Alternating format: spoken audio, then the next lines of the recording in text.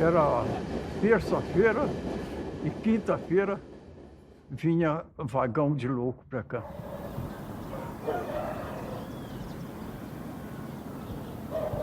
Não tinha nada diferente.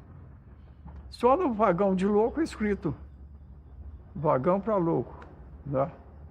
Tinha assim nas tábuas lá de fora assim escrito. Quer dizer que aquilo ali não tinha, passageiro não podia ir lá, né? Eu trabalhei numa estação chamada Aureliano Mourão. Lá, coitado deles lá, chegava às 7 da manhã e saía às 7 da noite, nessa estação. Então os coitados sofriam. Tinha uns que choravam. Outros pegavam marmita de comida. Nós tínhamos um restaurante que fornecia boia para eles, para qualquer um lá. Às vezes comia era com a mão, outras vezes comia de um modo muito esquisito, igual porco ali, né? Poxa, assim, né? Eu já vi a polícia judiar com louco, essas coisas tudo assim, mas tinha policial também que era muito humano, muito humano. Eu vi policial, o dinheiro dele não dava para ele comprar pro louco, a boia dele ele deu pro louco, né? Ah, tem coitado que vinha para cá pro hospício aí, dava gosto você conversar com ele, você conversava direitinho. Tinha outros que cantavam, muita gente falava que tinha música, nem louco era. Porque às vezes bebiam as coisas lá, faziam umas besteiras, a política ou algum enguiço empurrava ele como louco, as autoridades, né? Daqui é que ia pro hospício. Bom, o que eu pensava era o seguinte, eles iam sofrer, mas era o recurso. Eu acho que é uma missão muito difícil. Quem cuida de um louco. Tinha 5.000 pacientes quando eu entrei aqui, na época. Toda quarta-feira, chegava um ônibus entupido de paciente, vomitando, tendo diarreia, urinado, do Hospital Raul Soares. Porque a polícia militar, a polícia de rua lá de Belo Horizonte, eu não sei qual tipo de polícia, pegava todas as pessoas que estavam perambulando na rodoviária por lá e enfiava dentro do Raul Soares. Raul Soares tocava pra gente aqui. Sem nome, sem nada. E aqui tem muito paciente que os hospitais mandavam, porque era fácil. O diretor era médico, todos tinham hospital com a fonte de renda excelente, né? Excelente mesmo, porque doido não tinha coisa melhor para dar dinheiro. E colocava, mandava quem estava dando trabalho para cá. Aqui era depósito, sempre foi depósito, sempre. A minha mãe, quando entrou aqui, ela veio através de político. A política de Barbacena, chegava perto de um político, eu quero trabalhar no Colônia. Eles davam uma carta, entregava para o diretor fazia uma análise e no outro dia estava trabalhando. Não tinha que ter profissão, não precisava saber ler, nem escrever, basta saber distribuir alimentação, lavar os corredores, dar banho nos pacientes, entendeu? Distribuir a medicação. As medicações eram um comprimido rosa e um azul. Era Ordol e Fernigan, parece, o Diazepam. Uns nomes assim. Simplesmente explicaram para ela. Você faz a ronda. Se tiver gritando, batendo, você dá os dois juntos. Se estiver cantando, te importunando, dá o rosa, sabe? Então era conhecida a medicação na época, para esse pessoal da colônia, era pela cor.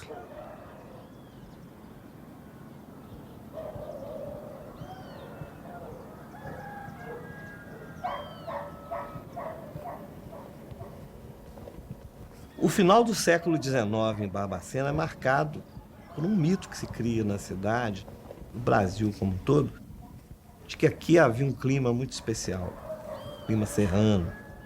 Ele era o oposto daquele momento em que o Rio de Janeiro é tido como uma cidade insalubre, das grandes febres, das grandes epidemias. Então, de certa forma, a elite do Rio de Janeiro, que é a capital do Brasil, então começa a descobrir em Barbacena um lugar para se tratar. E não é só das doenças respiratórias, das doenças clínicas. As chamadas doenças nervosas começam a ter espaço no antigo sanatório, que é o ancestral do Hospital Colônia. O antigo sanatório, que funcionava nos prédios que hoje compreendem a assistência aos alienados, ele era um lugar de muito requinte, com os talheres de prata, com um menu muito charmoso, todo em francês. Ele tem uma linha de trem exclusiva para atender essa clientela que chega. A mesma linha que depois vai ser comparada com as linhas que os nazistas usavam para o complexo de Auschwitz. Então é uma história paradoxal. Ela começa com um requinte de um spa de luxo para pessoas ricas, que depois foi adquirido pelo governo do estado de Minas Gerais e ao longo do século XX se transformou no terrível Hospital Colônia de Barbacena.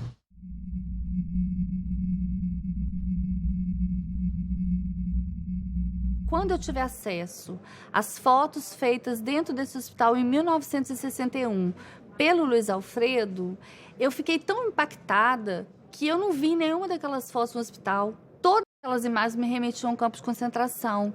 E o fato de a minha geração não saber nada sobre essa história me deixou muito indignada. Como é que uma história como essa, como é que uma das maiores tragédias do Brasil acontecem diante dos nossos olhos e a gente não sabe nada sobre isso?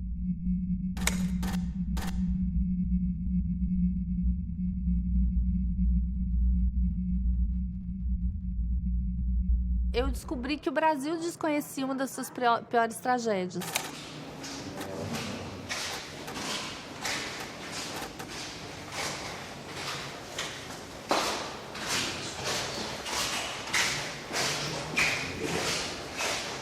A gente tinha que botar o paciente no lençol e rotular o nome, procedência. Às vezes eu passava 3, 4 lá em cima. Às vezes, quando eu pegava o plantão também, eu achava e levava. Você achava o quê? Achava os defuntos lá. Foi morrendo assim, uma atrás da outra, uma atrás da outra, uma atrás da outra. Tinha plantão de eu passar 5 pacientes mortos. Trazia vela na bolsa, trabalhava 24 horas. Aí eu trazia vela para botar na mão das pacientes morrer de noite. Nós fizemos uma enfermaria lá embaixo, no fundo do Crispim. Tinha um quarto sobrando lá.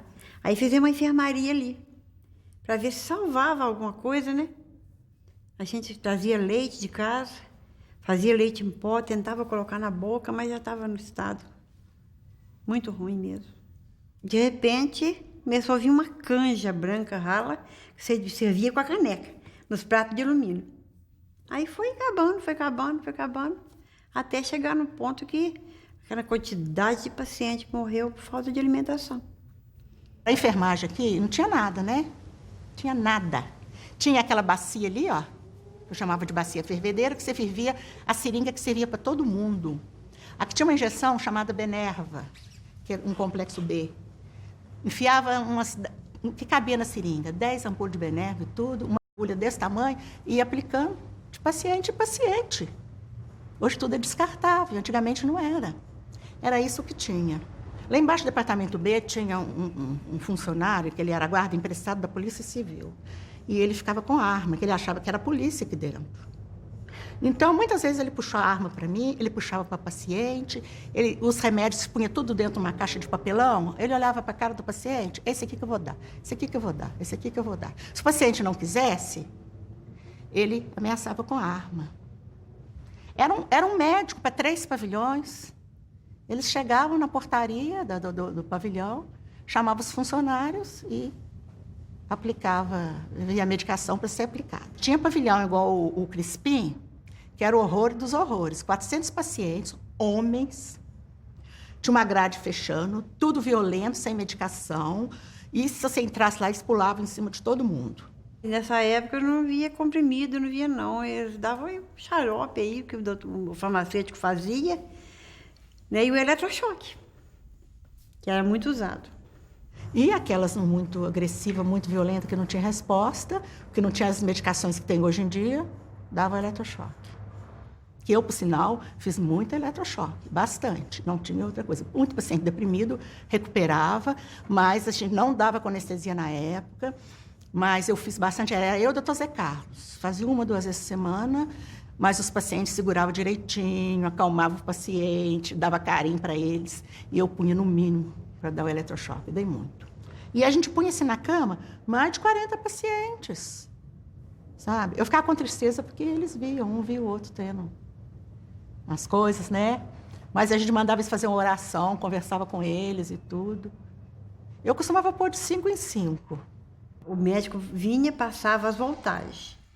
Aí era um aparelho quadrado assim, com dois negocinhos de pôr aqui na testa, aqui, na fonte, né? Aí você ligava o aparelho lá na parede, lá na eletricidade, aí ele já passava a voltagem, já do tanto que o médico mandou. Aí você tinha que ter uma vasilhinha com um pouquinho de água de sal, pra você passar, para o eletrochoque pegar. Então ele dava aquela crise forte, assim, sabe? A gente punha um pano na boca, assim, já tinha... As buchinhas já ficavam prontas ali, esperando. Já estava tudo pronto. Você botava a buchinha na boca para não morder a língua e segurava, 2, 3 pessoas segurando, porque ela debatia muito. Eu tinha pavor. Mas você aplicava eletrochoque? Eu não aplicava, eu ajudava, né? Segurava, né? Bom, era por finalidade terapêutica, né? Mas, de repente, aparecia, às vezes, um imprevisto, né? O paciente, às vezes, né, fazia umas travessuras, né, e, às vezes, tomava eletrochoque.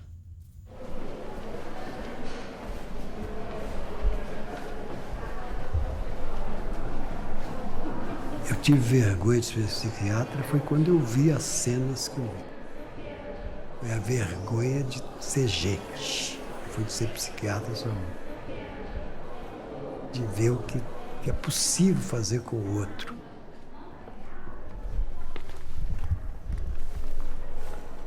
As impressões eram as piores possíveis, porque o cheiro, né, a pobreza, o som que não existia, a fala que não existia. Todos eram andarilhos. O problema de ser andarilho é uma coisa interessante, né? A pessoa ficar andando em volta de si mesmo, né? Horas e horas. E tudo isso era natural, tudo isso fazia parte.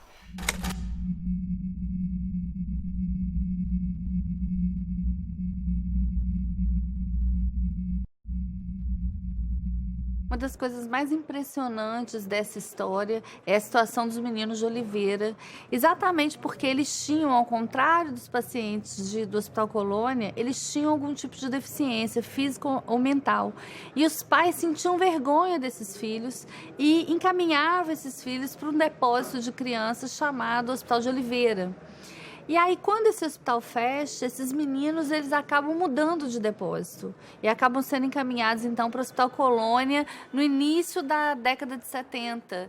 E veio mais de 100 crianças, acho que 140 crianças para cá. Veio um ônibus cheinho. Vieram os 3 funcionários. Pega que o filho é seu. Pacientes que a gente não conseguia pegar, precisava 2, 3 pessoas, todos com alguma deficiência física, nem falava. Era isso que tinha aqui. Tinha um pavilhão de crianças aí na FEMIG, eu ficava lá. A gente tomava injeção de impregnar, o corpo da gente ficava todo torto assim, ó. Ficava todo torto. A gente fazia a força para descer o braço assim, não conseguia, doía muito. Dava choque lá. A gente ficava no pátio lá pelado. Ficava na cela pelado também.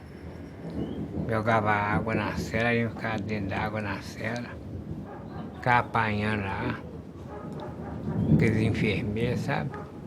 Batia na gente lá. Você é da onde? Belzonte. Passa Santo Figênio. Pai adotivo. Pai Antônio Antônio Paulino. Meu pai adotivo.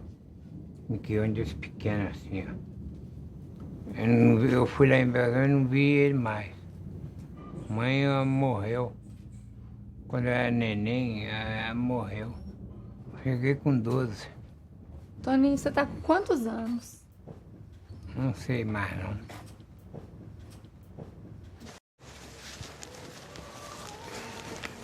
Eu fiquei com a minha mãe até na idade de 5 anos. Ela teve problema de tuberculose, na época não tinha cura, a doença não era erradicada e ela morreu. E depois que ela morreu, você ficou com quem? Fiquei com a minha madrinha. Ela que eu fazia muita bagunça, era muito arteiro, né? Ela me mandou pra cá, pro hospital. Mas eu ajudava a segurar aquele pessoal que ia tomar choque. Ajudava a segurar, às vezes o choque passava pra gente, sabe? Na hora que botava na cabeça, ligava, aí naquele estalo, aí a pessoa assustava, conforme for a intensidade do choque, passava pra gente. É uma fase meio triste contar isso, sabe? O senhor é da onde? Eu sou Belzonte. Eu vim de criança. Mas agora o que tem? Eu fui treinar lá na FEMIG, mas eu tomei injeção de entortar e eu beirei morrer. Foi à toa, eles meteram a vara na vente, batiram na vente lá, meteram a vara na vente. Lá pus ele na cela também, lá tinha cela, pus ele na cela, pelado, sem roupa, sem nada. E fazia isso com a gente à toa. Eu não fazia nem arte nem nada. Eu fazia faxina todo dia. Era obrigado a fazer faxina lá. Não fizeram, ele me ticou na gente lá. Xingava a gente. Meu pai não internou em orar. Meu pai não internou em orar. Ninguém veio me visitar, nem aqui nem lá. Ninguém. Eu estou com saudade do meu pai até hoje.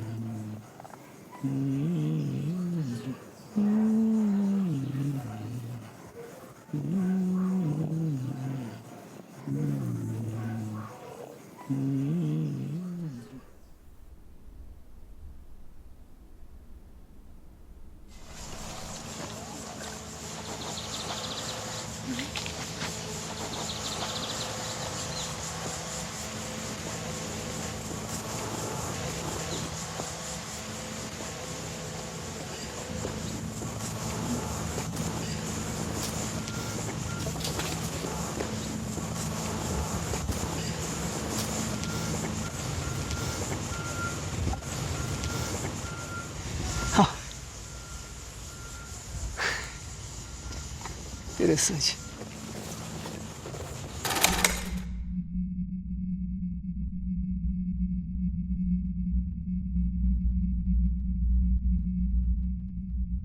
Eu estou sentindo que eu estou todo arrepiado. Talvez seja alguma coisa que não depende da opção consciente, né? mas deveria ser alguma portaria, eu não tenho memória mais, é 35 anos, né?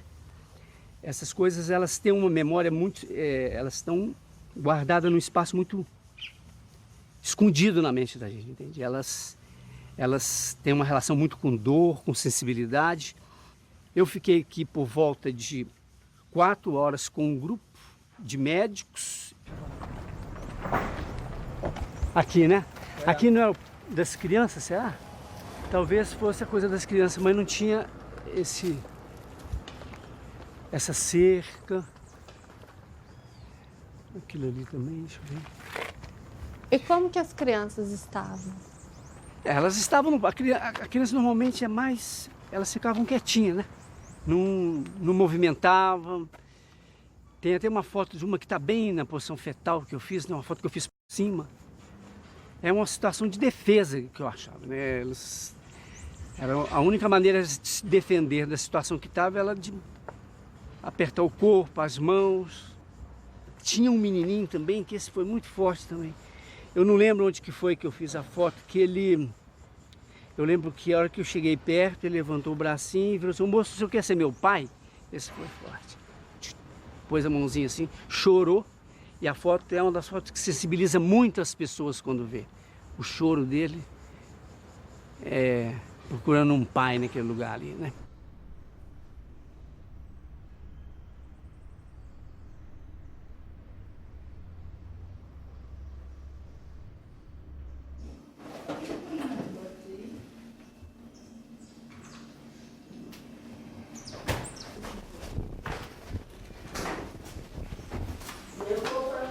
Era criança.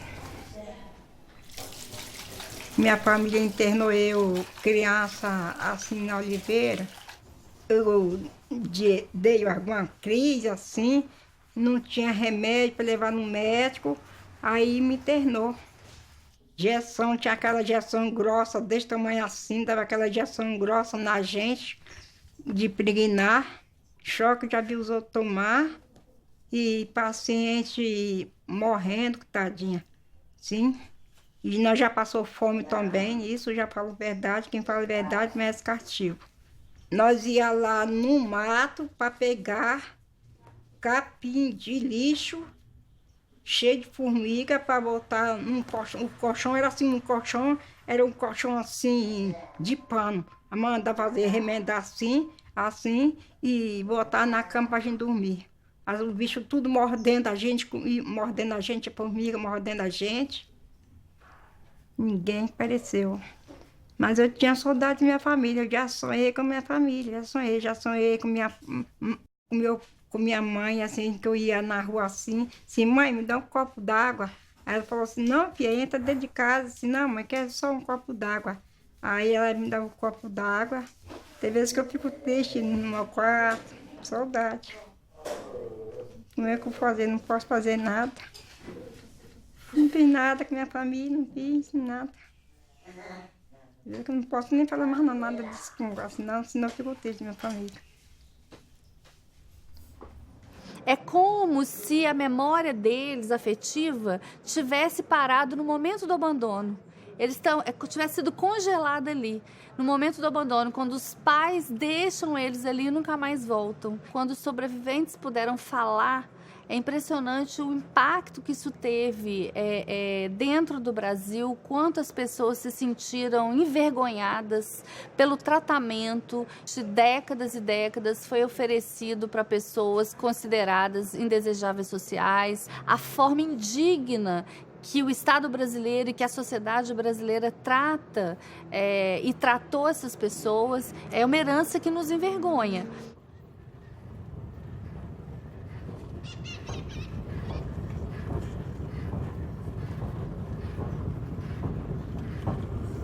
Nesse espaço aqui era um trajeto nosso de menino, né? Que nós atravessava entre as locomotivas e, como menino não tem nada na cabeça, vamos na FEMIG, vamos na assistência, chamava assistência na época. Vamos para assistência? Vamos passar para nós ver os doentes, vamos. Aí subia no muro, ficava olhando, mas era, né? Hoje, assim, dá até dó na alma, mas era muita gente mesmo. Era como se juntasse muitos frangos, né? Muitos frangos. Muitos pacientes. Tinha uns normal, tinha uns que era normal. Esses que ficavam dentro desse recipiente lá, nesse quadrado, esses não batia bem mesmo, isso não tinha sentido de nada. Mas tinha uns que era normal, rapaz. Tinha uns que era normal, conversava com a gente assim, ó. Só que às vezes vinha de longe, né? Às vezes vinha de longe e a família punha aqui, largava, por aqui morria e aí ia. Era tudo aberto, né? Entrava e ia para o campo, jogar bola. Então, era o nosso dia a dia, né? Na rua que eu moro hoje, tinha um rapaz que ele era internado e tinha, às vezes morria alguns doentes. O que ele fazia? Ele punha tudo numa carrocinha de ferro e punha os doentes ali. Às vezes ele passava na rua da minha casa. Então nós pedíamos para ver, abre aí para nós ver aqui os defuntos. Aí abria, nós víamos os defuntos, fechava, né? E ele subia com aqueles defuntos e tal. E tinha dia que nós corria atrás também da carrocinha e nós ia até no cemitério para ver ele jogar os defuntos. Fazia um buraco grande, jogava 5, 6, 7, pronto, acabou. Sem caixão, sem nada. Não tinha nós de caixão não, entendeu? Então para nós era comum, né? É igual hoje, você vê carro na rua e ficar admirado. E hoje é onde é um dos cemitérios que só que está desativado.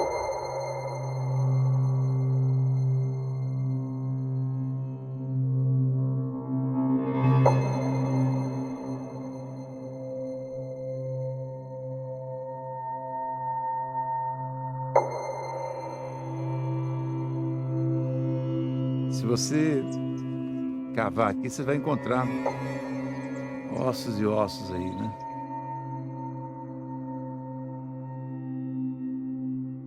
O cemitério era uma cultura de que as pessoas não poderiam ser sepultadas junto dos chamados normais, né? Os suicidas, assim como os negros e também os loucos, tinham que ter um local para sepultamento. Pouco depois da criação do hospital, em 1903, já se fazia sepultamento no cemitério do Cascalho, depois cemitério da Paz, foi dado o nome. Esse cemitério ele é criado praticamente junto com a criação do hospital. E os corpos vinham num caixão improvisado e aqui julgava e levava o caixão de volta. Era enterrado. Tanto se nós estamos aqui sobre ossos, entendeu? Ou seja, pelo volume de pessoas que foram sepultadas aqui, que então a qualquer momento você vai encontrar ossos humanos aqui. Num hospital onde se tem relato que na época de frio chegava a morrer 60 pacientes, porque eles amontoavam, um protegendo o outro, um se protegendo e os de baixo morriam asfixiados. Chegou um ponto que o hospital teve que criar 2 enfermarias de intercorrência clínica, uma no departamento A e outra no departamento B, que eu apelidei isso aqui, Anticâmara da Morte.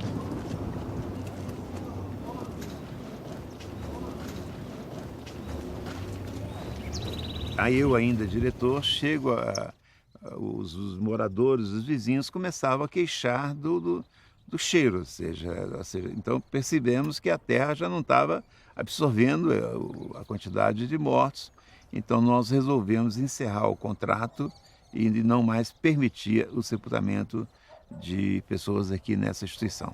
É muito estranho você imaginar um hospital que já tinha acoplado a ele um cemitério, porque a expectativa do hospital não era curar, era levar essa vida até onde fosse possível para finalmente sepultá-la.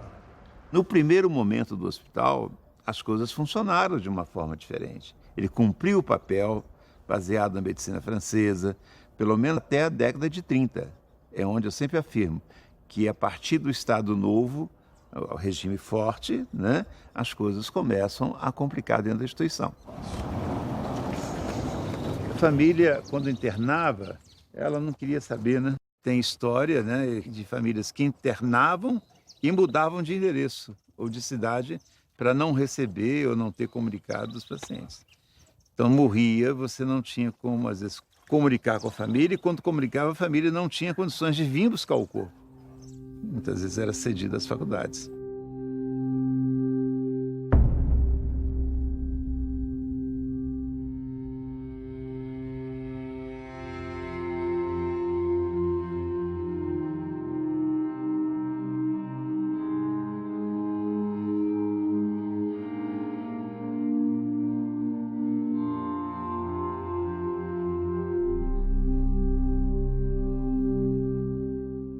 Como é que vocês descobriram que eu nasci, criei, comandei tudo em hospital? Que eu entendo de hospício, do Hospital Colônia, mais do que o hospital mesmo. Qual que era a função do Relações Públicas? Relações Públicas, atendimento às familiares que iam lá visitar os detentos, né? E eu tinha um relacionamento de coisa, a secretaria era aqui na ala feminina, né? Aqui embaixo era o hospital da ala de masculina. Então, as famílias me procuravam, eu chamava uma das enfermeiras, porque sabia de qual pavilhão que a pessoa da família estava internada, né? Essa era a minha função. Existiam, assim, pessoas que interessavam de vir visitar as famílias. Mas em muitos casos, por exemplo, que as pessoas não internavam aí coisa. Tanto é que falecia, comunicava o falecimento, eles não se manifestavam, como a procura para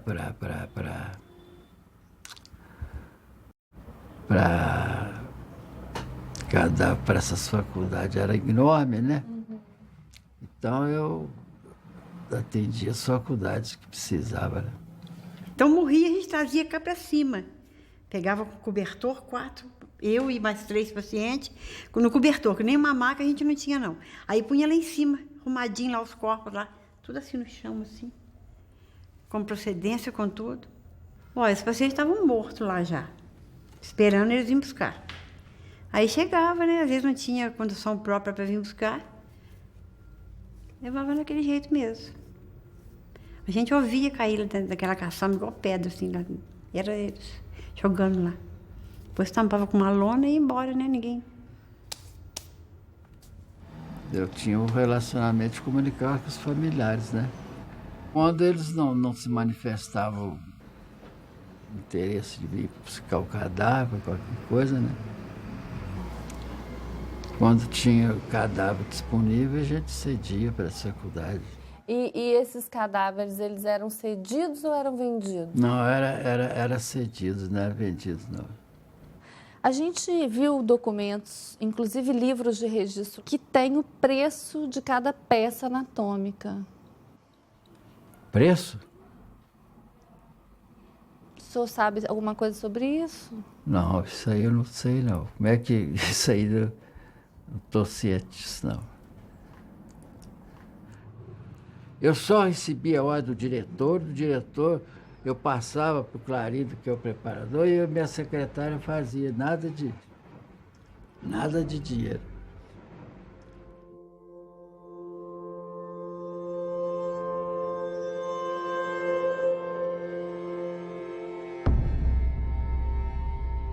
Faculdade de Medicina de Valência, Fialho, tá o seu nome aqui. Essa letra é sua? Essa aqui é. Essa é a letra do senhor? É.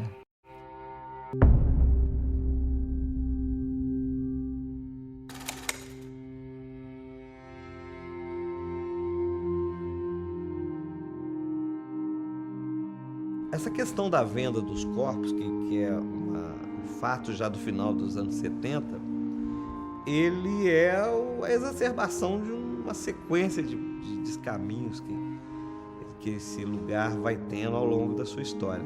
Quanto menos hospital ele fica, e mais prisão, e mais reclusão, e mais depósito de gente, mais margem para essas coisas que hoje a gente percebe como absurdas se dá para acontecer.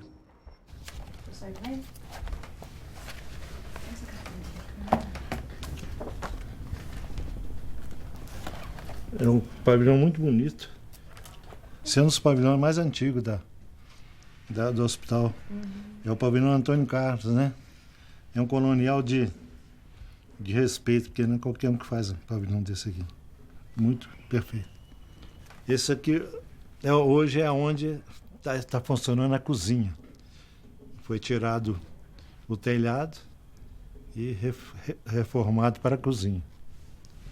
Estão montando a ferragem para encher o concreto. Um é o João Preto, paciente, tá vendo? Todos são pacientes, tá? esse aqui da Pocilga com o paciente. Esse é o paciente que tomava conta dos porcos lá na Pocilga. É um paciente que, inclusive, ele morava, tinha um quartinho dele, tinha um chuveiro dele. Você daria o cigarro e ele está lá, tranquilo. Eu vivi muito dentro do hospital por ter contato com a minha família lá dentro, eu ia muito, né? Andava lá dentro, tinha regalia dentro do hospital. Então, estava lá, conversava com os pacientes. O estado dos pacientes, para mim, era normal. Porque os pacientes, eles não agrediam ninguém, eram os pacientes educados, conversavam. Eles precisavam de um afeto, né? Você conversar. Então, os pacientes do Hospital Colônia, na época, eles iam para olaria fazer tijolo. Eu frequentava, inclusive, a olaria, porque meu pai era um chefe daquela parte. Eles tinham uns que até dormia à noite, né? Porque tem que refazer o fogo no forno, né? Aqueles fornos para queimar o tijolo. Então, eles é que olhavam os pacientes. Do tempo que eu vivia lá dentro, lá tinha 280, 300 pacientes. Era 2 funcionários que trabalhavam a noite inteira olhando eles. Quer dizer, não era uma coisa do outro mundo, não. O paciente pegava um cobertor e ia arrancar capim para fazer os colchões para eles dormir. Eles mesmos faziam o colchão deles, costuravam, davam os pontos. Entendeu? Que o paciente, como diz o doutor Fortino para mim, o paciente psiquiátrico, ele precisa fumo de cigarro e comida.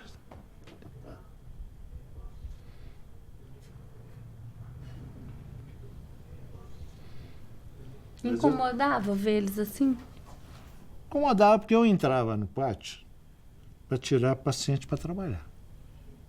Mas de 69 para cá, tá?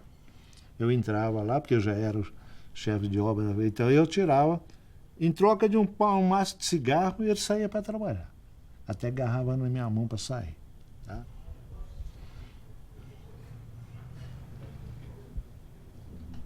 Os pacientes da colônia, os homens que eram bons, saíam para prestar serviço ao município, sabe? Calçar rua, capinar rua para o prefeito, sabe? E muitos diretores do hospital levavam paciente também para ajudar nas construções da casa deles que estava fazendo. E levava esse paciente para ser pedreiro, servente pedreiro, sabe? Mas ele não tinha pagamento, tá? Eles tinham, como diz o outro, mordomia de sair do pátio e ganhar um maço de cigarro, que eu passava aqui na secretaria e pegar o pacote. Isso aí. Eu mesmo, quando eu estava mexendo na reforma dessa casa, eu trouxe eles para trabalhar aqui. Eles trabalharam aqui comigo. Eu tenho um chão ali com os cacos de azulejo, foi o paciente que sentou.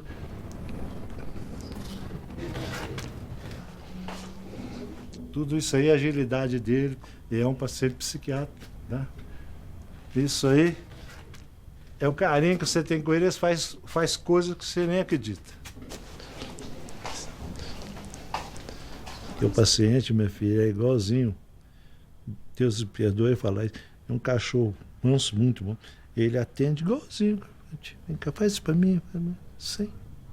Não te cobra nada. Dá R$1 aí. Você pode chegar lá na colônia, não sei se vocês chegaram lá. O paciente fala, não, R$1. Agora hoje não é mais um, não, porque acho que não está tendo. É 2 que está pedindo. Dá R$2 aí. As pessoas internadas aqui, que trabalhavam para a prefeitura gratuitamente, e aqueles que saíam para o mato para ajudar funcionários, ficavam outras pessoas, porque eles não ficavam andando no parque o dia inteiro. Por invés de contratar pessoas, usava os coitados para fazer esse trabalho. Não eram remunerados. Também é crime. Eu não sei até que ponto você vai poder falar que ele está explorando. A minha parte, eles iam para tirar ele do pátio para fazer terapia. Era um trato. Eles iam, eles fizeram o pavilhão deles, que está lá, até, e eles vibravam. Ele saía passear. Né? E eu acho que o próprio funcionário que tirava, ele não pode pagar, porque ele está no trabalho dele. Então, agora, se alguém pegava funcionário, paciente, para levar para trabalhar na casa dele sem pagar, sem aí não, eu não conheço. Eu nunca ia usar isso e não ia deixar ninguém fazer isso com meus pacientes que estão comigo. Tá?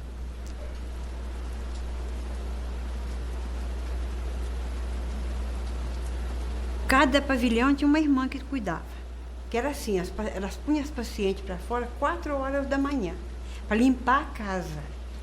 O negócio era manter a casa limpa. Aí as pacientes iam para o pátio, naquela friagem toda, sabe?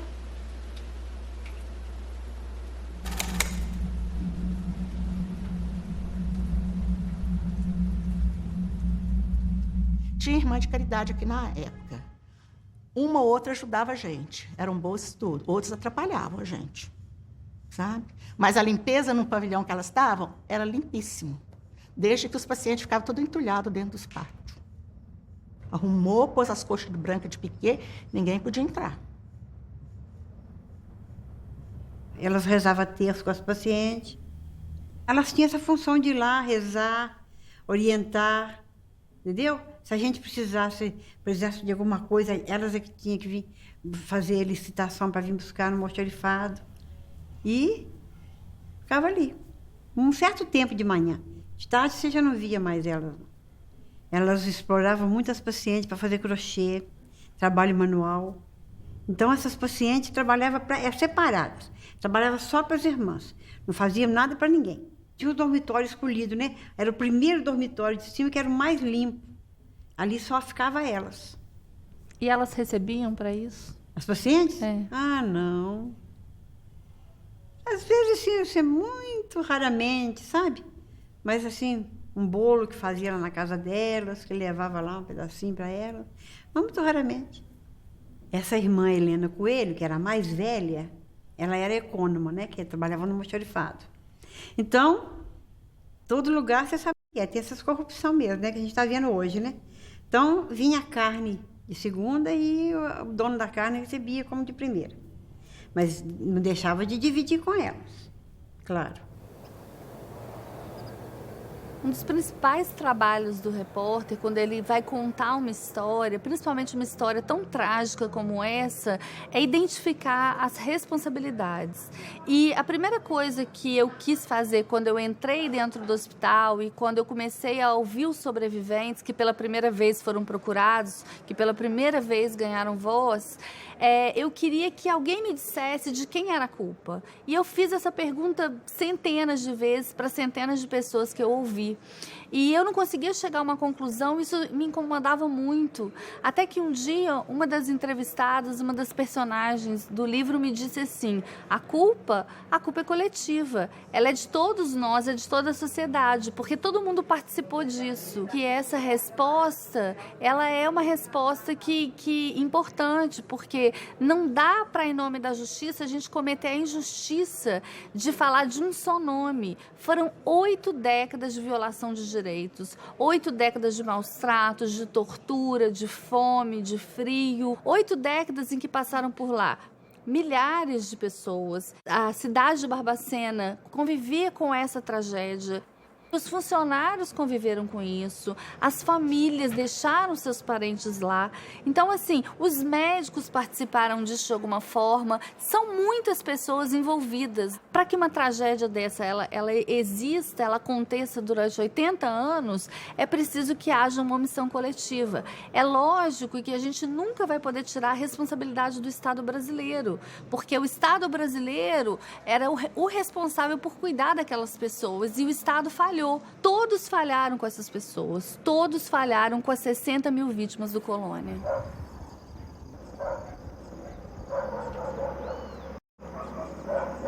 Minha lembrança da minha infância foi na FEBEM. Aí de lá eu fui para o patronato, que é a zona rural aqui de Barbacena. Lá eram freiras. E lá no patronato que eu passei a minha infância. Lá eu tinha um amigo, Chiquinho. O pai dele, todo domingo, no ônibus de 11h30, chegava lá para visitar o Chiquinho. O pai dele era lavrador. Então, se eu vejo o pai dele chegando todo domingo e meu pai e minha mãe não chegar, por que eu sou diferente dele? Porque ele mexia muito comigo.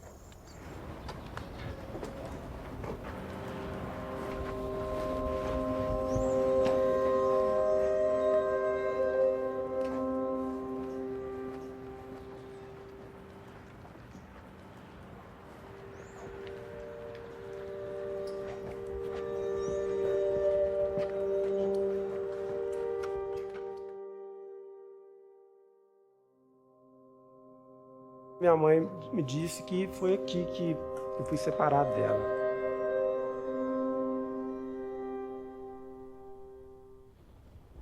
Assim que eu ganhei o João Bosco foi pro berçário e eu vim também pro berçário. Cuidar das crianças e cuidar do João Bosco. Cheguei lá no domingo, estava na hora do almoço da irmã. Aí, daí a pouco ela chegou. Os meninos maiores daqui foram tudo lá pro Pinheiro Grosso. Aí eu virei e falei, mas o João Bosco também foi? Ela falou, foi.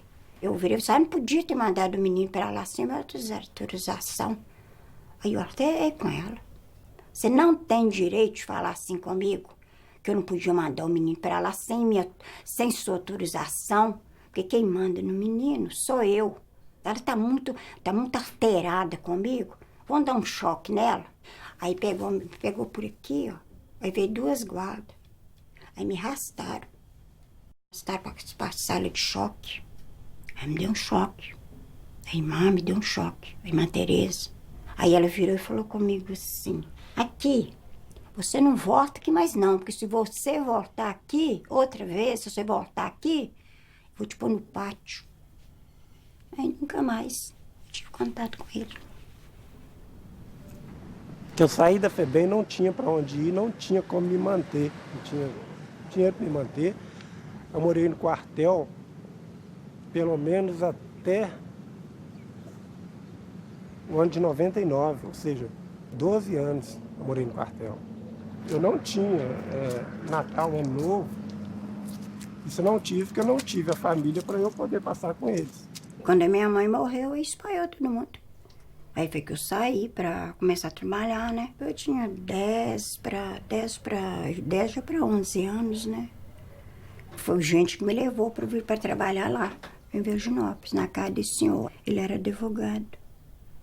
Que você vê ele com o meu patrão, eu na casa dele, empregada, uma criança. Quer dizer, ele foi na maior brutalidade comigo, né?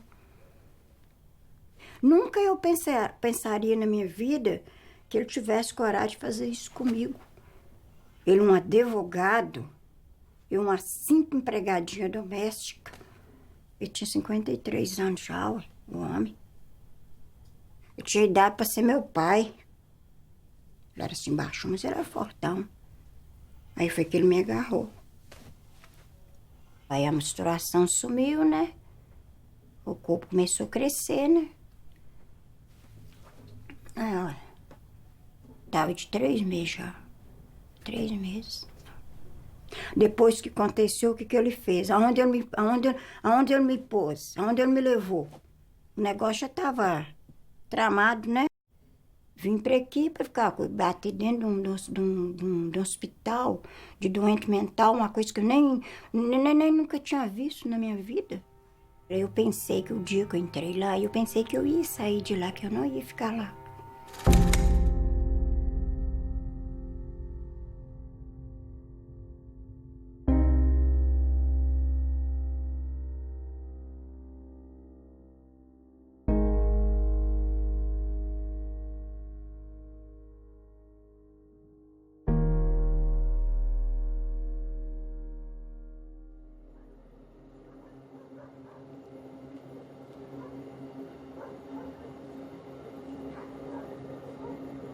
Fiquei mais crítica quando eu descobri a minha história e procurei a FEMIG, né, atrás de explicações, a forma que eu fui recebida.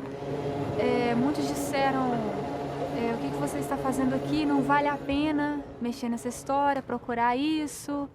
Ela não podia ficar comigo, ela não teve escolha. Muitos se colocaram no lugar dos meus pais adotivos, mas ninguém foi capaz de se colocar no lugar da minha mãe. Chamo Sueli Aparecente, nasci em 1955, dia 2 de julho, numa sexta-feira em São Paulo.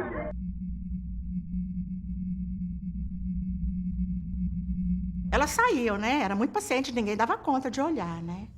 Aí tinha paciente que engravidava, quando não chegava outros de fora grávida, né?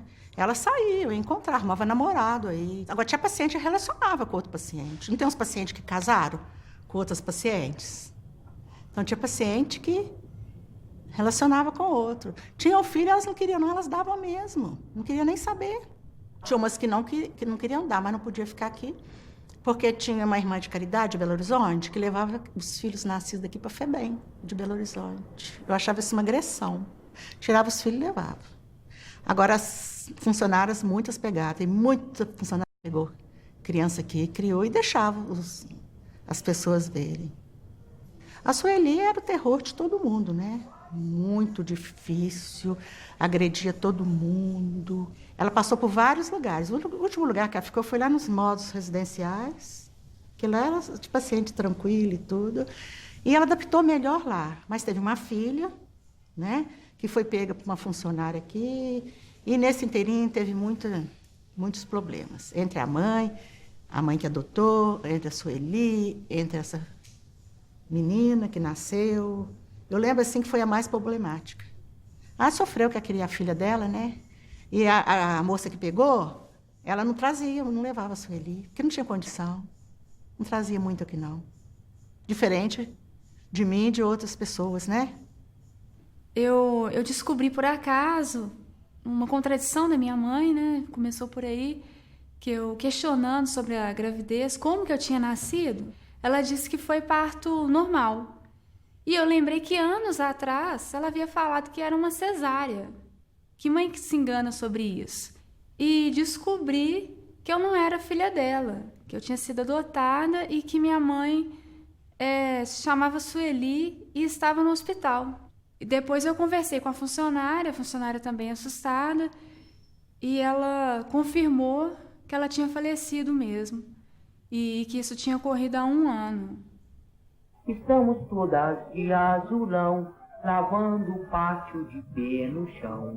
Lá vem a boiada do pessoal, arroz cru e feijão sem sal. E mais atrás vem o macarrão, parece cola de colar balão. E mais atrás vem a sobremesa, banana podre em cima da mesa. E mais atrás vem as funcionárias, que são as putas mais ordinárias.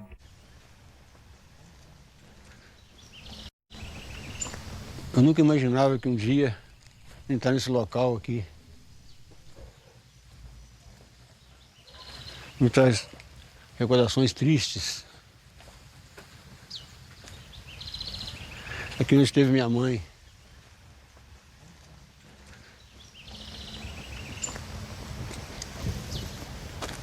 Foi seu pai que mandou ela pra cá?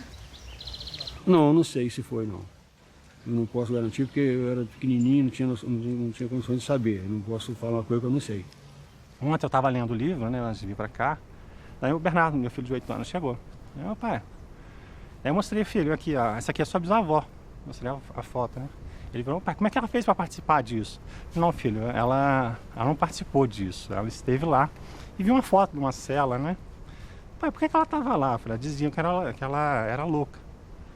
Né? Daí eu falei, uai, mas eles prendiam os loucos? Por que eles prendiam, filho?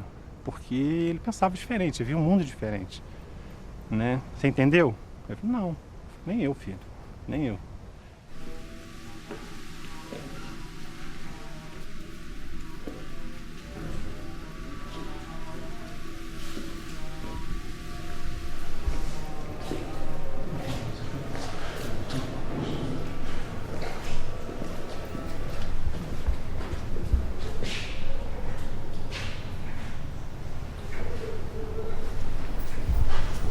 Aqui era o quê?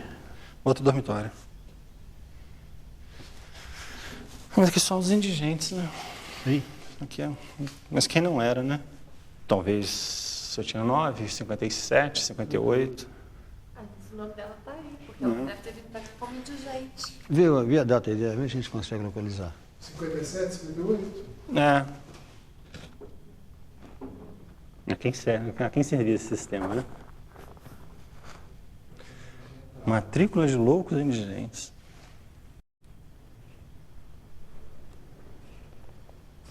Preta, preta, branca, parda, preta. Não dá pra achar, não. Quer ser com mais calma. É muita gente, né?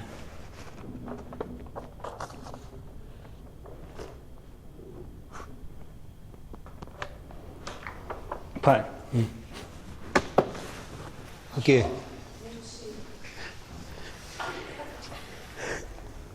Minha mãe. Entrou em julho de 56. Casada, tá vendo? Tá vendo? É casada e meu pai dela como indigente, tá vendo?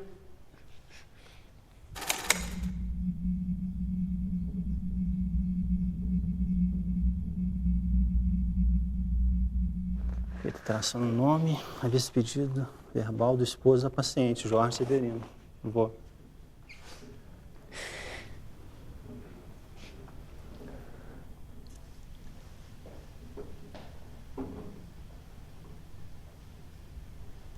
Onde é que fica aqui? O que o cara fez aqui? Quem trouxe ela pra cá? Oi? Quem trouxe ela pra cá? Deixa eu ver. Aqui. Não, eu vou pedir, né, a alteração do nome dela, porque aqui constava Leonor Correia de Castro. Aí alteraram, né? Eu Leonor Correia de Almeida. Ok. A vista pedido verbal do esposo da paciente, Sr. Jorge Severino de Almeida. Foi cruel, não foi? Escondeu-se de mim.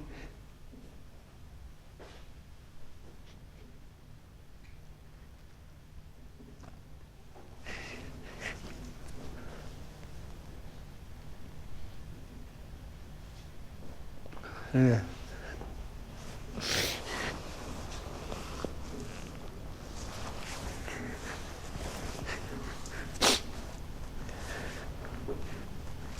Eu não sabia que tinha mãe, tá vendo? Escondeu-se de mim. É. Eu dormi na rua, eu sabia que tinha mãe. Com 9 anos.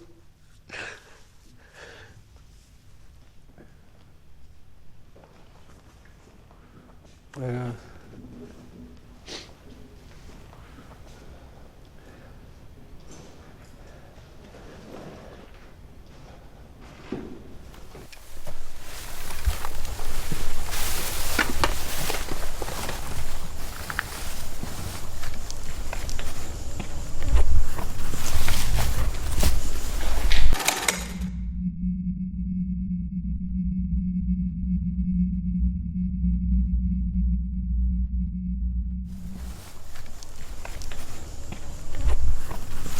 Em 1961, são quantos anos? 55? É como se as pessoas tivessem desaparecido, nascido no mato. Foram 6 horas, eu queria ter ficado 6 dias. Mas eu acho que eu não conseguiria produzir muito mais do que isso. Se havia coisas piores, eu não sei. É como se fosse um pesadelo que eu tivesse vivido aquelas 6 horas. A emoção, a ficha caiu no dia seguinte, ali era só profissionalismo.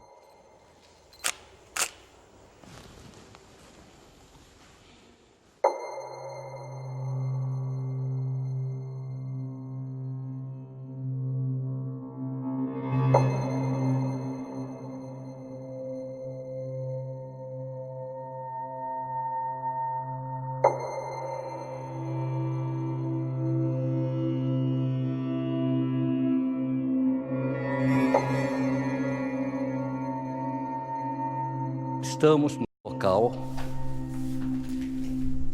com os vestígios, com a arquitetura, com as mesmas condições arquitetônicas da época.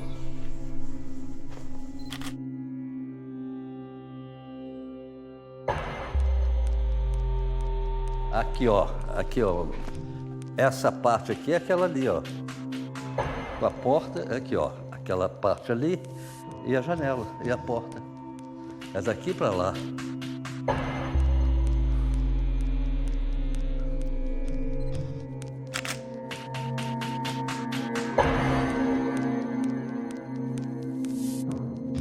Realmente fizemos uma foto ainda no local quase que intacto. Só esse envelhecimento faz parte da história, né? Chegamos no local. é dos últimos.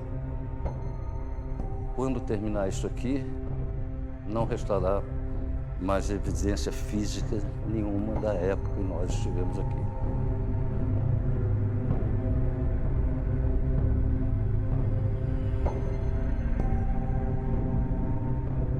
De tudo que eu vi em 20 anos de profissão, nada se compara a isso. Essa é uma das coisas que eu fiz que marcaram mais. É isso. Mais nada para falar.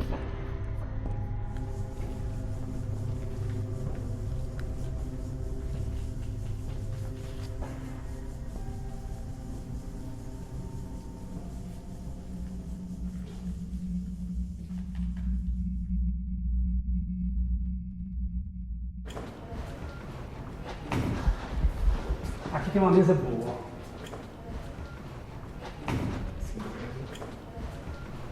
Aqui, ó. Da série esse aqui, ó. O significado é muito diferente, tá vendo? Eu entrei porque era uma grade. A condição dele dizem que era de violência, no entanto, aqui também, essa aqui é a forma, entendeu? O pavilhão das mulheres, elas abertas, elas vinham para a porta. É a mesmo o discurso básico. A maioria delas não tinham distúrbios, vamos dizer, neurológicos, alguma podia ter alguma coisa que a fisionomia mostra, mas essa senhora, essa aqui, e olha o tanto que está lá no fundo.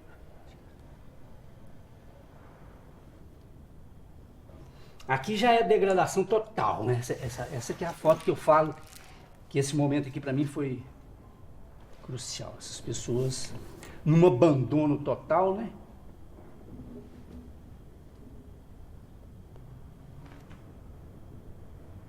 Essa aqui foi muito forte. Presta atenção naquilo que eu falei, das mãos e dos pés. A perda da mobilidade, do contato com o chão ou com o outro, que a mão perde a mobilidade, o pé vira um negócio. Aqui, olha. Olha para você ver. As mãos têm que ser recolhidas porque não tem com o que fazer o contato, né? Aqui a do afeto, da troca de carinho, as mãozinhas delas aqui.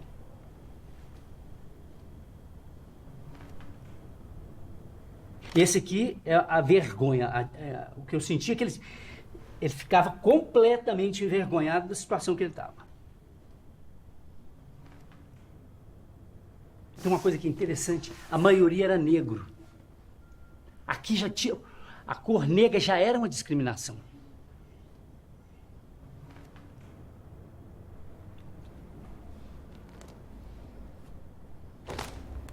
Aqui, olha.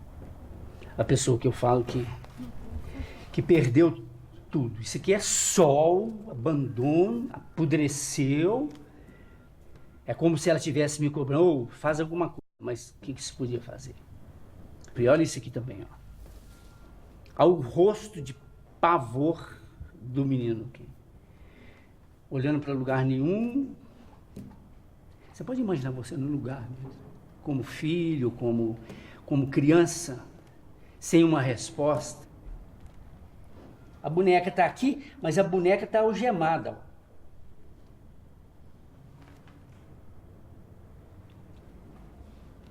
Napoleão, como é que é fotografar pessoas que perderam sua condição humana? Como é fotografar pessoas que perderam a condição humana, né? Isso é um negócio...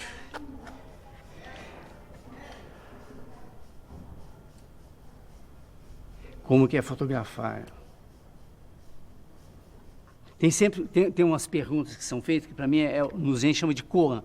São perguntas para exatamente quebrar a sua lógica cartesiana para entender. A resposta dessa pergunta é a não pergunta. Você tem que chegar nisso, entende? Como que é isso? A resposta, ela não pode ser lógica. Então, como é que é fotografar um ser humano sem condição humana? Você tem que conviver com isso para ter essa experiência, entendeu? Que muitas vezes a resposta a um negócio desse é quase que um silêncio de respeito a essas pessoas que não tiveram um retorno para a vida, né? Essa desumanização que foi institucionalizada naquela época, né? esse número de 60 mil pessoas que tiveram uma morte antecipada numa instituição e por uma ciência que se propõe a fazer elas ficarem vivas, né? Propõe elas melhorarem. Isso é uma coisa muito séria, né?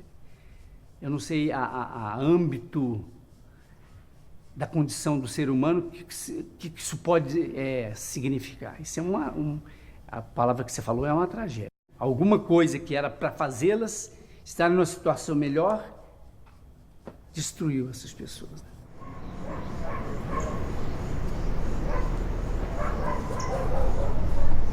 Todo mundo emocionado, né? Que foi um, né? É forte mesmo. Registro forte. De fato de serem 3 gerações, né? É verdade. 3 gerações. Né? Sua, nossa e a do Luiz Alfredo. Mas gravei a Dona Conceição aqui, ó, pois é. Gravei a Dona Conceição aqui com a turma toda, né? Todas se juntaram aqui na porta, assim, né? Foi aquele chique. grupo fechado, assim. E ela de porta-voz. No meu pavilhão não tem médico. É preciso de um médico. Tá aqui pelo pavilhão porque não tem. E como é que foi, assim, quando vocês chegaram a primeira vez, assim? O que vocês viram? Qual foi o impacto que vocês tiveram?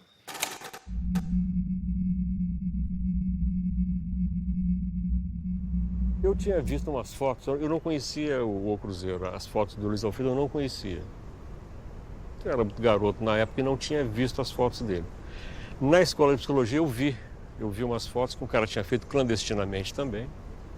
Tipo, assim, fotos roubadas, cenas roubadas, assim, né? Eu vendo as fotos do Luiz Alfredo, em que você vê que as pessoas se colocam para a câmera, tem inclusive uns grupos de homens que se colocam, assim, numa posição ereta. Eu acho que aquelas não eram poses, não era uma colocação, aquilo surgia, aquilo foi um bailado, foi uma coisa, eles me olhavam e não me viam. É isso que eu sentia, todos os olhares se dirigiam a um certo ponto, mas eram vazios.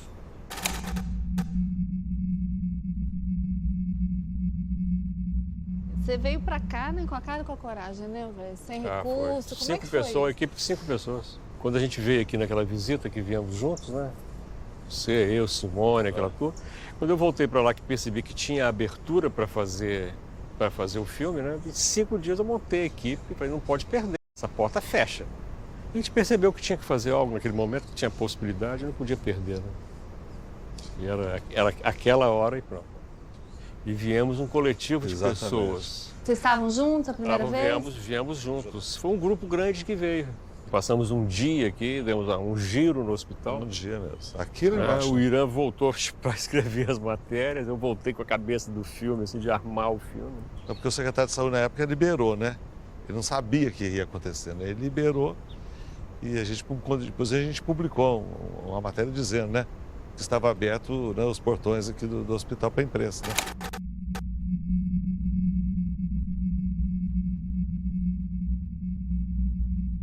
Nada se aproximava do que a gente viu aqui ao vivo, os pátios, a quantidade de pessoas, os pátios cheios, sabe? O pavilhão das mulheres, dos homens, das crônicas. Se tem uma coisa que para mim ficou guardado para sempre, quer dizer, e não está no filme porque o filme não tem, é cheiro. Quer dizer, um cheiro permanente aqui que eu acho que é dor, é sofrimento. Acho que o sofrimento tem um cheiro. Então esses cheiros... Quando eu vejo o filme, assim, às vezes, o que mais me lembra é o cheiro. Eu acho que é uma dimensão que você só tem quando você está dentro dela. A maior parte das lembranças é no pátio das mulheres. Que uma delas chegou para mim e falou assim, eu sei porque vocês estão fotografando a gente. É para quando a gente morrer, vocês saberem quem morreu. E a vontade delas de aparecer e tudo era muito grande. Então você percebia assim que era uma forma de dizer, olha, eu estou aqui, estou viva, eu estou aqui, eu existo, e pôr a cara. Eu como repórter, né, minha letra é muito feia, depois aquela dificuldade de entender o que eu escrevia, né?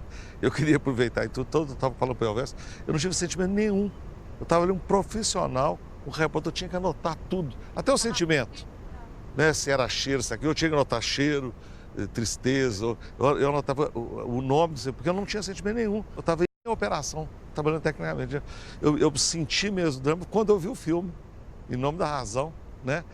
Nós, né, foi tudo junto. Quando eu vi ao vivo ali, aquilo, aí que viemos acumulado. Nossa, entrei em pânico.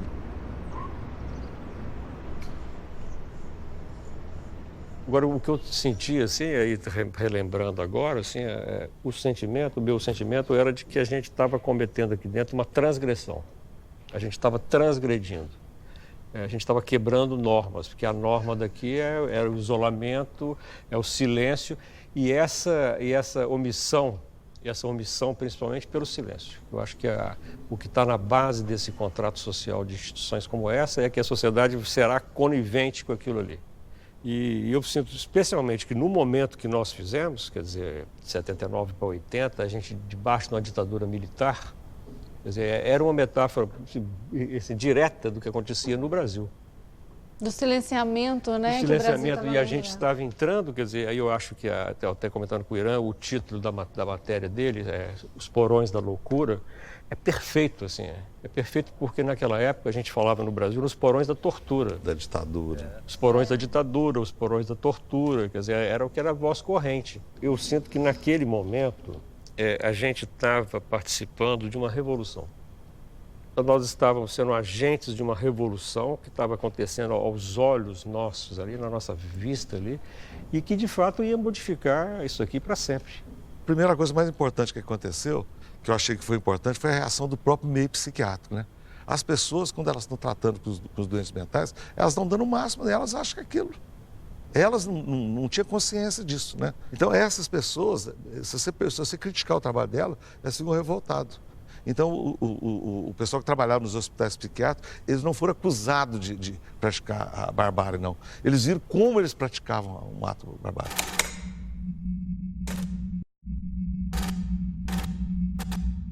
Eles se identificaram, né?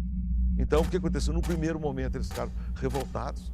Eu recebi muita crítica, metendo pau no meu trabalho, metendo pau não sei o quê. E depois eles viram o tamanho da atrocidade que eles estavam envolvidos. Isso que fez o que aconteceu, a revolta psiquiátrica, que partiu deles mesmos. E eles ficaram revoltados.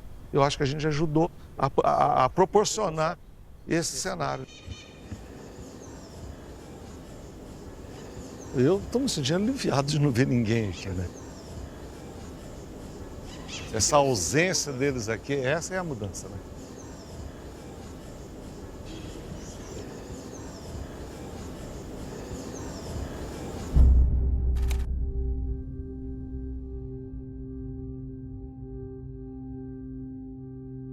Em 73, a FIAP, Fundação Educacional de Assistência Psiquiátrica, resolveram dar uma reforma aqui dentro e pôr funcionários, porque não tinha, só guardas. Então, eu fui para Belo Horizonte, fiz psicotécnico com um monte de gente, eu fui a única que passei, como enfermeira. Eu tinha uma visão técnica e comecei a arrumar a casa, né? A hotelaria da casa. Vão dar condições para ter gente formada, gente capacitada, isso eu fiz muito. Aqui tinha umas folhas que as funcionárias, as guardas, escreviam alguma coisa, punham o nome, mandavam os médicos escrever. Outros pavilhões não tinham nada. E a gente começou a fazer as papeletas. Tinha algum papel escrito por médico que as próprias guardas aqui pediam para fazer. Então, nós conseguimos tirar retrato, com muita dificuldade, porque elas não queriam tirar, né? Elas não estão acostumadas com pessoas de fora, mas a gente conseguiu fazer as papeletas. E fomos fazendo no hospital todo. Eu comecei dando um curso básico de enfermagens, sem ter nada, né? Um certificado e nada. E era em peso, vinha todo mundo. Depois, muitos funcionários foram fazer a sua formação profissional, saíram auxiliar, e o curso técnico nós abrimos, assim, os técnicos da cidade de Barbacena vieram para cá. Nós somos contratados como acadêmicos para dar plantão dentro da instituição, porque o hospital não tinha plantonista. Tinha 2.000 pacientes aqui, mas não tinha um médico de plantão. Aí nós somos os primeiros plantonistas do hospital. Aí surge a presença de Basália, a visita de Basália.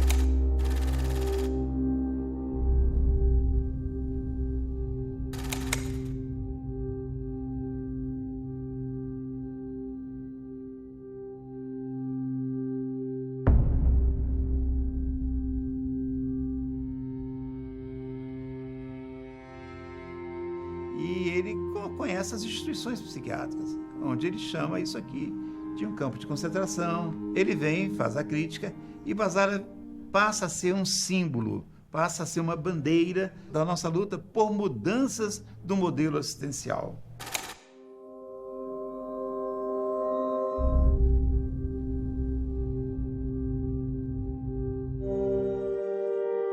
A reforma psiquiátrica, fundamentalmente, é uma mudança de modelo. Há um modelo que é centralizado no grande hospital psiquiátrico. O modelo hospitalar leva o paciente até o serviço. No caso da rede, é o contrário. O serviço é que vai até o paciente, é algo como uma malha de serviços que se espalha pelo estado todo. A gente começou a fazer ressocialização pacientes, nos módulos residenciais, foi 120 pacientes. Ali a gente ensinou a usar desodorante, fazer unha, sabe, colocar batom. Quem viu se viu pela primeira vez, chorava, gritava, batia a palma, sabe, ficou toda feliz de ver no espelho. Aí a gente levava, é você que está aqui, a outra, não é outra, não, é você mesmo, sabe? A gente ia mostrando, depois aprenderam a comer com colher, com garfo. Foi naquele modo lá que saí depois para as casinhas. Eu chego aqui em 92, o hospital, como que ele estava? Ele estava passando por uma modificação, que eu acho de pensamento. Então, assim, ele ainda tinha muita característica de hospício. A grande dificuldade, que aí eu posso falar um pouco do que eu venho nesses anos todos trabalhando, é a questão, nesses espaços, a gente conseguir trabalhar com o sujeito. Porque a questão coletiva ela é muito forte. A instituição ela é muito rígida dentro de rotinas. Eu tenho experiências lindas aqui. As pessoas não sabiam como que vinha a fruta, o abacaxi sem ser picado. Como que era o abacaxi? Tem história linda das pessoas, primeiras pessoas na residência terapêutica, como começaram a frequentar mercadinho. Sabe assim? Porque é isso, tem a laranja sim, mas é ela picada, né? Assim, a coisa, o que é isso? Assim, coisa para nós que é tão simples. Porque é tão assim tutelado, né, que a gente faz tudo pela pessoa, né? Aí tem o caso de algumas pacientes que são até muito conhecidas e tem algumas que estão até hoje em residência terapêutica, né, que eu acho assim que é uma vitória, tendo em vista o quadro que apresentava quando morava aqui dentro, né? Então você vê que tudo é possível, né?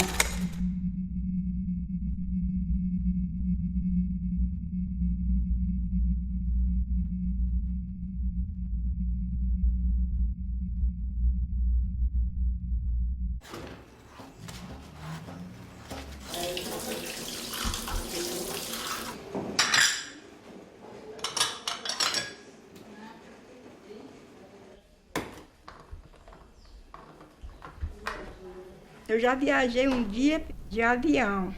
Parece que eu estava entrando dentro de casa. Você não tem medo, não? Não, aí eu falei assim, eu quero ficar na janela. Aí eu fiquei na janela para ver o movimento. Ele fazia... Buu. Aí eu subi lá pro céu, parece que ia lá pro céu, lá. Aí ele falou, aí depois ele me chamou, né? Chama a menina aqui para mim, a Elzinha, para tirar o retrato com ela. Aí eu fiquei junto com ele lá, dirigindo o avião, tiraram o retrato lá comigo. Aí depois eu sentei lá de novo, aí fiquei lá vendo o avião subindo. Entrava na nuvem, tudo depois que estava na nuvem, depois ele falava assim, daqui a um minuto estava chegando. Aí depois, baixando devagarzinho, aí baixava.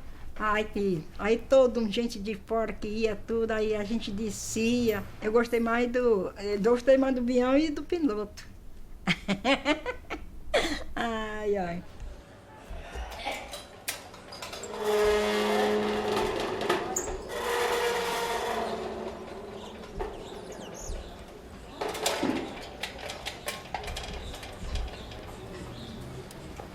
O senhor representa hoje uma instituição que tem essa herança. O senhor acha que nós podemos falar em culpa do Estado ou em dívida histórica que o Estado tem com essas pessoas? Com os remanescentes, certamente, né? O Estado, na medida que Mesmo que, e é bom que seja feito esse registro, o Estado ele agiu, né, em consonância, em sintonia com os conceitos, com a instituição da psiquiatria, com a medicina, com o sanitarismo. Não agiu contra os preceitos sanitários, contra o ordenamento da instituição médica, nem do judiciário da época. Então, ele foi um instrumento, digamos, passivo. Então, é do Estado, mas é de nós todos. Eu acho que esse reparo tem que fazer. Tem que avançar, até porque a política do Estado é desinstitucionalização. Né? Já tem muitos anos que a gente está trabalhando nessa lógica, né? Conseguimos fechar vários hospícios nesse país, mas que não tem recuado na política de saúde mental. Na política nacional de saúde mental, a gente não tem visto recuo, assim. Ninguém fala em abrir leito, né? A integração, a escola inclusiva, o tratamento ambulatorial, o apoio familiar, o foco deve ser esse, né? Isso alcança tudo. Alcança a educação, alcança a assistência social e alcança a medicina. Mudou muito nesse sentido, que hoje realmente as pessoas têm um tratamento com dignidade. A vida hoje é digna aqui. Eu costumo dizer que se nós ainda tivéssemos a mesma realidade, nós estaríamos hoje com milhares e milhares e milhares, porque ainda permanece a tensão na sociedade. Eu posso me ver livre dessa pessoa, aquela comunidade pode expulsar aquela pessoa do seu convívio, aquela família pode se desincumbir, aquela pessoa, ela de alguma maneira incomoda, eu mando para Barbacena.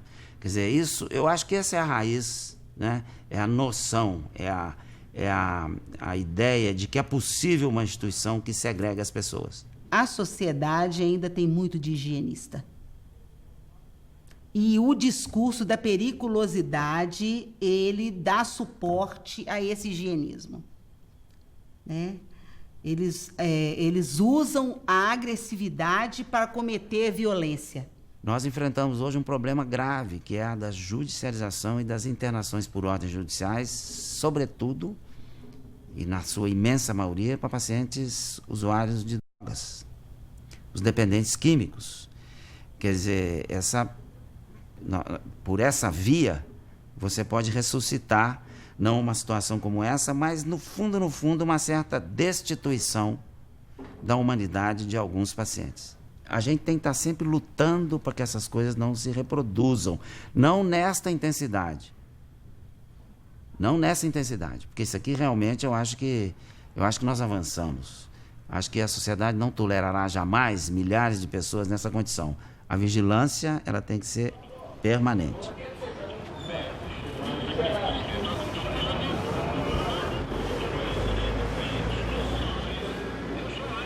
A casa foi criada para eles, né? Tanto que são 4 rapazes e 3 moças. No começo foi difícil até para mim, quando a gente via que o chão tinha só fezes, né? Falava, nossa, meu Deus, me dá coragem, né? Os primeiros dias eram difíceis mesmo.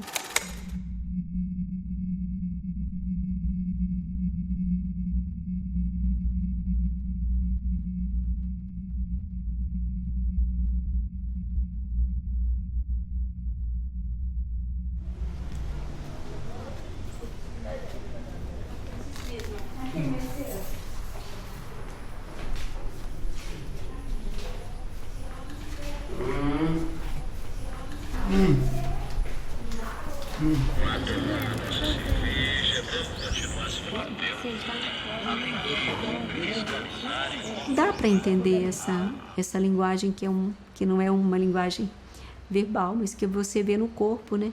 E eu acho que foi mais através de olhar para eles e entender, né?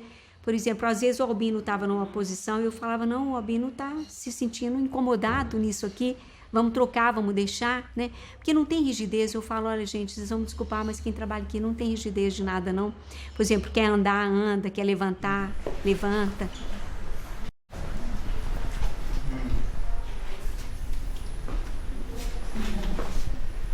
Quando conseguimos fazer a identidade de cada um, o CPF, cada um virou cidadão, se tornou gente perante a sociedade. Para nós eles já eram, mas estão registrados.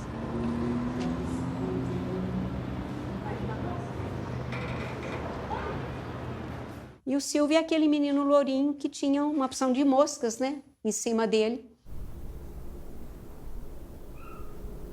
Quando ele estava daquele jeito, passa alguém e fala: essa menina tem mais que morrer. Essa menina aqui é esse menino que é um galã de cinema, porque ele era louro, o cabelo era mais bonito. Hoje eu envelheci, mas eles também. Então o cabelo era todo lourinho. Eu falei: esse é um menino que é um galã de cinema. Aí ele estava lindo mesmo, aí todo mundo ficou impressionado.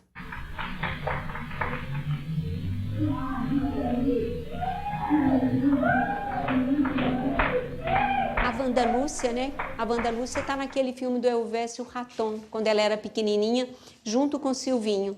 Vai sozinho, você consegue? Pode ir sozinho. Eu acho que, na medida que incomoda, você mostra que existe uma outra possibilidade, que as pessoas conseguiram também sobreviver àquele terror, né? Conseguiram. E eu acho que tem que admitir que houve tudo isso mesmo, né? As pessoas poderiam não estar pensando em maldade, mas não sei, às vezes elas eram maldosas também, né? Porque o doente, ele não tinha voz, né? O que a gente entendeu mesmo o nosso, né? O nosso também não fala, mas a gente dá voz para eles.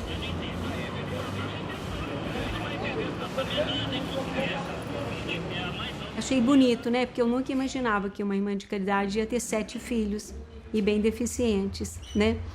E que a gente acreditava que poderia modificar. E para mim foi na minha vida de irmã de caridade religiosa, foi bonito demais poder ficar com a curatela deles, né? De vez em quando alguém batia aqui na porta, até o diretor do Raul: ô irmã, eu posso colocar o rapaz que está lá? Não, né? Infelizmente não. Eu não, porque a gente não fez para ficar aumentando as camas. Aquilo que eu falo, o dia que um for para o céu, essa cama vai ser tirada e o espaço vai ficar vazio, sim. Até que forem todos, né?